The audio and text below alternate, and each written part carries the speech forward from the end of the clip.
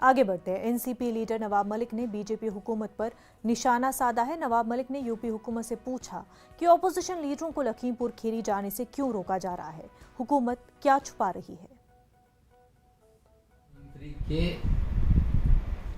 लड़के पर लखीमपुर खीरी के मामले में 302 का मुकदमा दायर किया गया है। सवाल ये उठता है कि मंत्री गृह राज्य मंत्री हैं, मुकदमा दर्ज होने के बाद गिरफ्तारी क्यों नहीं हो रही है?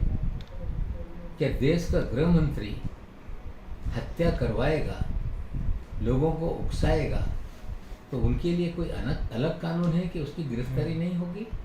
हम मांग करते हैं कि तात्काल गिरफ्तारी हो और अजय मिश्रा जो केंद्रीय मंत्री है उन्हें तात्काल रूप से मंत्री पद से बर्खास्त किया जाए।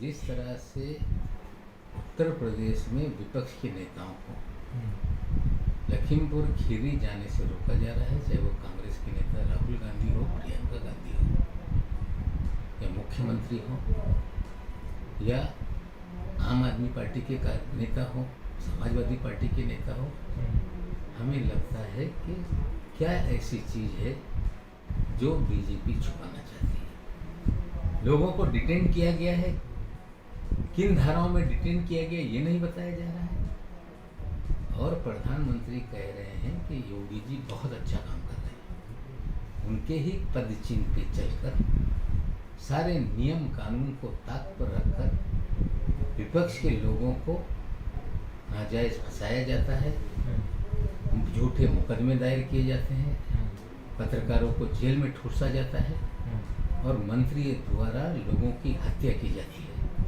अगर इस तरह का मुख्यमंत्री जो मोदी जी के पद चिन्ह पे चल रहा हो तो निश्चित रूप से उसकी प्रशंसा मोदी जी करेंगे। कोरोना वबा के दौरान बाहमी इमदाद और